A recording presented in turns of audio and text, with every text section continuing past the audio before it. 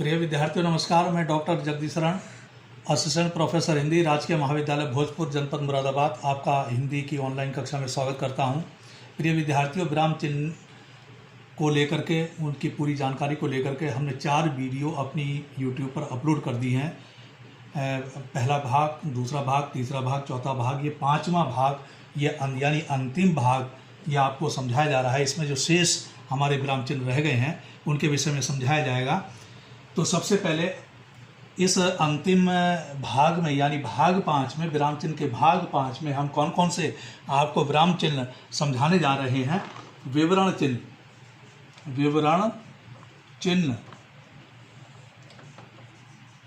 विवरण चिन्ह के विषय में हम समझाने जा रहे हैं। विवरण चिन्ह का जो निशान लगता है इस तरीके से लगता है, 2 प्रकार से लगता है। एक तो इस प्रकार से या फिर इस प्रकार से। इसको अंग्रेजी में कहते हैं, ये तो हुए कॉलन और ये हुआ डैश। इसका मतलब यह है कि विवरण चिन्ह को हम कॉलन डैश बोलते हैं अंग्रेजी में। इसका प्रयोग कहाँ होता है? इसका प्रयोग वहाँ होता है जब वाक्य या उपवाक्य में उपवाक्य की व्याख्या की जाए। एक उदाहरण मैं आपको लिख करके दिखाता हूँ कि बढ़ती महंगाई को रोकने के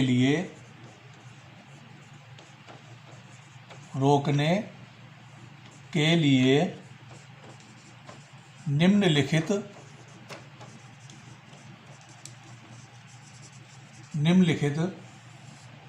प्रस्ताव, सुझाव प्रस्तुत हैं।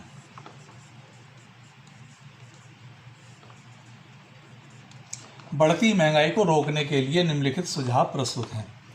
तो यहाँ हम इसको स्पष्ट करने के लिए कौन कौन से सुझाव हैं, तो यहाँ या तो इस तरह का चिन्ह लगेगा, कॉलन लगेंगे, या फिर इस तरह का चिन्ह लग सकता है, यानी ये कॉलन डैश लग सकते हैं।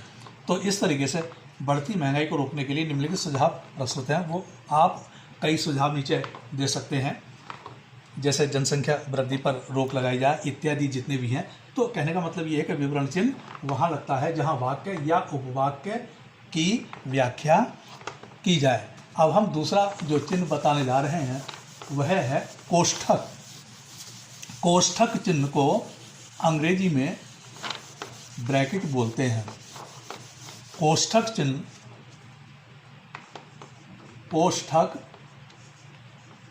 कोष्ठक को हम अंग्रेजी में ब्रैकेट्स बोलते हैं। और ये 3 प्रकार की ब्रैकेट लगाई जाती हैं। एक तो इस प्रकार से, या इस प्रकार से, या इस प्रकार से। तीनों प्रकार की ब्रैकेट का प्रयोग किया जा सकता है। और इस कोष्ठक का प्रयोग कहाँ किया जाता है?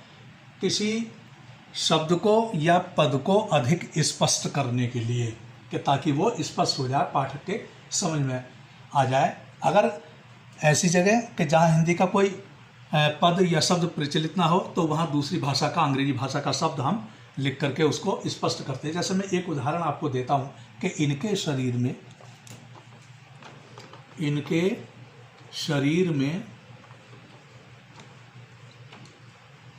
नाल तंत्र होते हैं। नाल तंत्र होते हैं। अब यहाँ नाल तंत्र जो है अस्पष्ट शब्द है, तो इसको स्पष्ट करने के लिए हम अंग्रेजी में यहाँ ब्रैकेट में जो है ये कोष्ठक में इसको अंग्रेजी में इसको लिख देते हैं ताकि वो स्पष्ट हो सके। कैनल सिस्टम, इस तरीके से ये हमने इसको स्पष्ट करने के लिए यहाँ इसको अंग्रेजी का जो प्रचलित शब्द है नाल तंत्र जो है समझ में नहीं आता है, कोई स्पष्ट नहीं है, तो इसको अंग्रेजी में जो प्रचलित शब्द है वो इसको हमने इसमें रख दिया, इसलिए ये हमारा बिल्कुल स्पष्ट हो गया। अगला जो विराम चिन्ह है उसको हम उद्धरण चिन्ह को अंग्रेजी में क्या बोलते हैं? Inverted commas. उद्धरण चिन्ह का कहाँ प्रयोग होता है? उद्धरण चिन्ह चिन्ह, इसको अंग्रेजी में इन्वर्टेड कॉमाज, इन्वर्टेड कॉमाज बोलते हैं। और ये दो प्रकार के लगते हैं, इकहरा उद्धरण चिन्ह और दोहरा उद्धरण चिन्ह। इकहरा उद्धरण चिन्ह कौन सा होता है? इकहरा उद्धरण चिन्ह यानी केवल जैसे ये चिन्ह है हमारा एक, ये सिंगल, इसका प्रयोग कहाँ होता है? उद्धरण चिन्ह का जो इकहरा जो चिन्ह है, ये किसी खास पुस्तक का नाम हो, खास समाचार पत्र का नाम हो, किसी लेखक का उपनाम हो या शीर्षक हो। जैसे लेखक का नाम मैं लिखता हूँ सूर्यकांत त्रिपाठी निराला, सूर्यकांत त्रिपाठी निराला।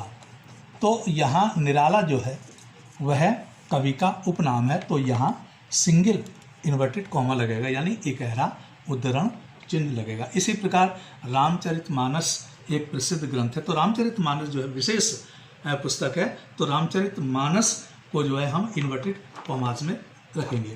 या जैसे प्रसाद हिंदी के प्रसिद्ध नाटककार हैं। अब ये शब्द है प्रसाद जो है जयशंकर प्रसाद का जो विशेष नाम है, प्रसाद यानी उपनाम है, तो इसको हम इन्वर्टेड कॉमा में रखेंगे सिंगल में। प्रसाद हिंदी के प्रसिद्ध नाटककार हैं। अब हमने बताया ये इकहरा। अब दोहरा उद्धरण चिन्ह कहाँ लगता है?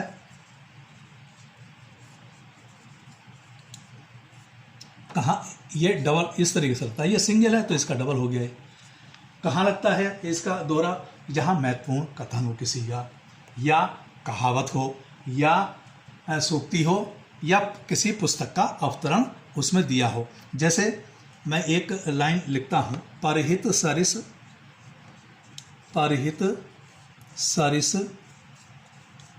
धर्म नहीं भाई,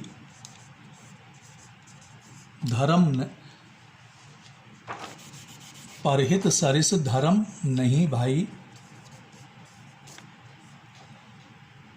पंक्ति तुलसीकृत है, तुलसीदास की है। ये वाक्य है हमारा। तो यहाँ तुलसीदास की जो प्रसिद्ध पंक्ति है वह यह है, परिहित सरिस धर्म नहीं भाई, तो हम इसको इन्वर्टेड कॉमाज में रखेंगे। तो इस तरीके से ये डबल जो उद्धरण चिन्ह है, यानी दोहरा जो उद्धरण, अनेक उदाहरण और हम इसके दे सकते हैं डबल के, जैसे कोई कहावत है या सूक्ति है, तो इन सबको जो है उसमें दोहरे उद्धरण चिन्ह के अंतर्गत रखा जाता है।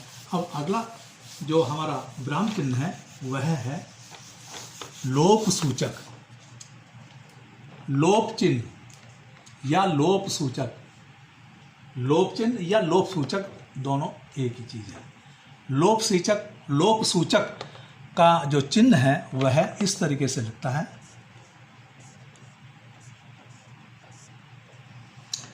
लोप सूचक चिन्ह का प्रयोग कहाँ होता है? जहाँ हम अपनी बात को संक्षिप्त तरीके से हम लिखते हैं, तो वहाँ लोप का मतलब होता है गायब कर देना, यानी पहली लाइन या पहला शब्द लिखें और अंतिम शब्द या अंतिम लाइन हम लिखें और उसके बीच का जो भाग है वह गायब हो जाए। यानी इसका मतलब यह है कि इसके अंतर्गत, इसके मध्य में जो है वो पूरी बात कह दी गई है, तो वहाँ लोप सूचक चिन्ह का प्रयोग होता है। जैसे अबे सुनबे गुलाब,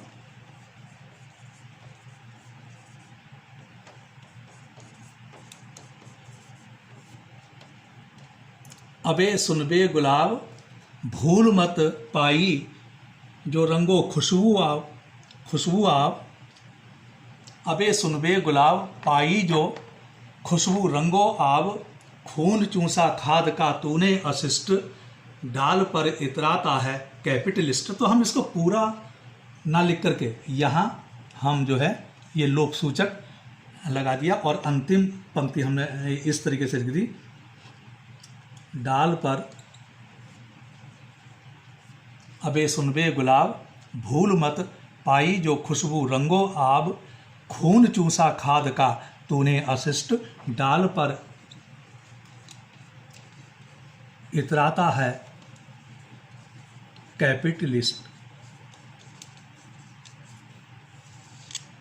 तो ये लोप सूचक चिन्ह हो गया। तो हम कोई पूरी बात ना लिख करके हम जो है उसको बीच का हिस्सा जो है लोप कर देते हैं, गायब कर देते हैं। तो वहाँ लोप सूचक चिन्ह का प्रयोग किया जाता है। और जो हम अंतिम आज की वीडियो में जो अंतिम विराम चिन्ह समझाने जा रहे हैं वह है संक्षेप चिन्ह। संक्षेप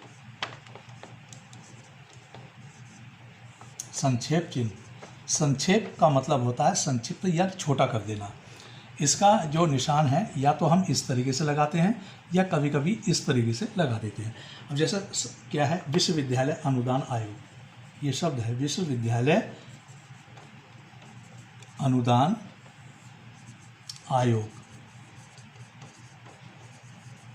अगर कोई हम विश्वविद्यालय अनुदान आयोग पर कोई आर्टिकल लिख रहे हैं, कोई पैराग्राफ लिख रहे हैं, तो ये बार बार हम उसका प्रयोग नहीं कर सकते। तो इसको संक्षिप्त रूप में हम प्रयोग कर देते हैं। कैसे? विश्वविद्यालय अनुदान आयोग, या तो इस तरीके से या सिर्फ डॉट लगाकर, ये विश्वविद्यालय अनुदान आयोग। ऐसे ही अनेक, जैसे सूर्यकांत त्रिपाठी निराला है, इसको हम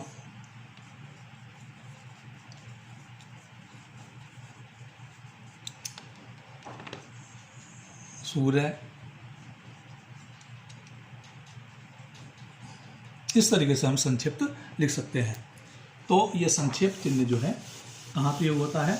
जहाँ हम शब्दों को संक्षिप्त रूप में लिखते हैं। इस प्रकार ये हमारी विराम चिन्ह से संबंधित हमारी 5 वीडियो YouTube पर अपलोड हो गई हैं और आप इसका निरंतर अवलोकन करते रहिएगा। आप YouTube पर टाइप करें हिंदी में डॉक्टर जगदीश शरण और हमारी सारी वीडियो को सब्सक्राइब कीजिएगा और लाइक कीजिएगा। बहुत बहुत धन्यवाद।